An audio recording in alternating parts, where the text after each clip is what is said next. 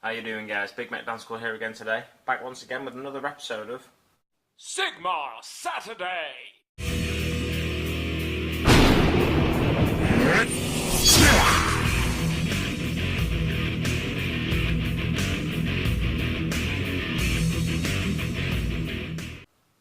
Okay, so you can see in front of you. These guys are part of my Khorne Warband, the Khorne Bloodbound. There's more of them. I just thought I'd put some of them in shot for you. Let's get it back to there. Where hey. Now, I just want to show you where I'm up to with them. I've done some of the bone colour on them, and the thing is, I wanted a really quick paint job with these guys. So I was going to do really simple, you know, no real variation. But the Blood Reavers, the issue with them is you get two of the same model 10 times basically. So I wanted a little bit of variation in there. So I've been looking at pictures of bone and horns on rams especially, and I'm going to get a bit of variation into the miniatures by doing different coloured horns. So you see this guy and this guy. I put my pointer down. I don't know why. I was going to use a pointer rather than get my hand in shot. So this guy and this guy are the same miniature. Let's get them both up here for you so you can see a bit better. Now the thing I'm going to do to make them look slightly different is just paint the bones on them separately, the skulls. So you see just try to get it to focus. There we go. So you see the skull on the bottom of his axe there. On the one here, to the right of the screen, on the right of the screen, he's going to have a like a brown skull probably, just to get a bit of variation in there. And then the one around his waist as well, just hanging from his belt, he's going to have brown skull there. The horn protruding from this guy's head is painted in a bone colour. This guy will have like a black colour or something like that.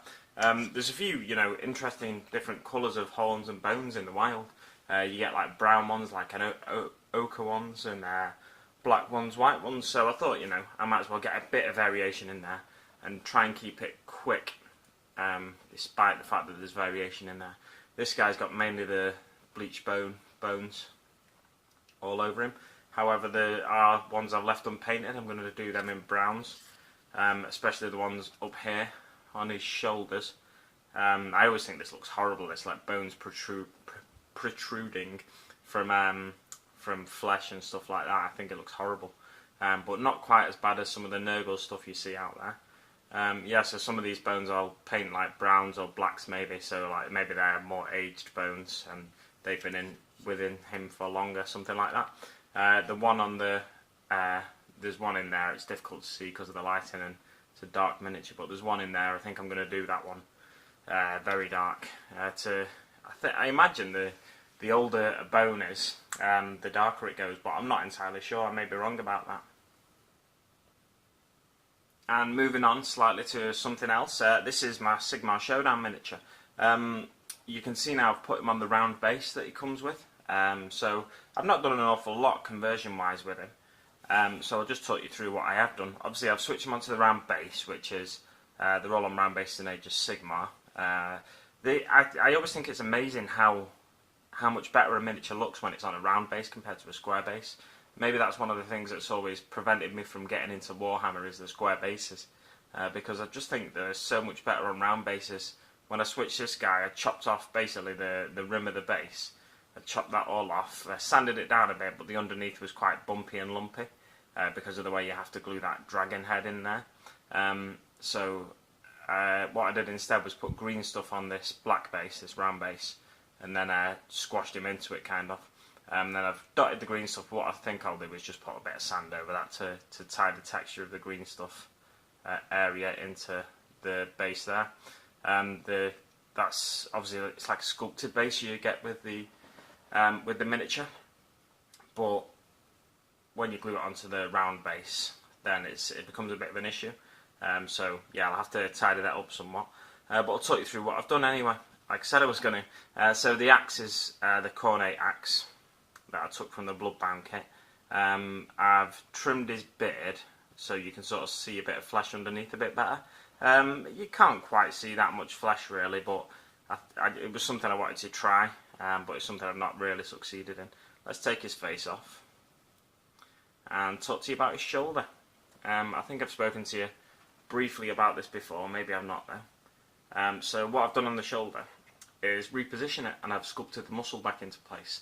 Again, this is kind of hidden by his beard when his face is on, but I liked this because when I showed my girlfriend, she said to me, why have you painted his shoulder? You know, she didn't realise I'd basically re-sculpted all his shoulder muscles and stuff. So obviously my green stuff work is it's slowly improving over time, because that was basically, there was a big gap there where the green stuff was, or some big gaps. The arm was still connected in part to the body, but there were a few big gaps, so I've sculpted it to look like his muscles there, basically. So I've done an alright job on that, I think. His muscles are all sort of bunched up around the back there as well. I'm just put my finger in the light there. And around his wrist, I've sculpted it to turn his wrist slightly. It looks it's a bit of an odd pose maybe on the wrist, but I think I'm convinced it's alright anyway. There we go. So that's what I've done with that miniature for you.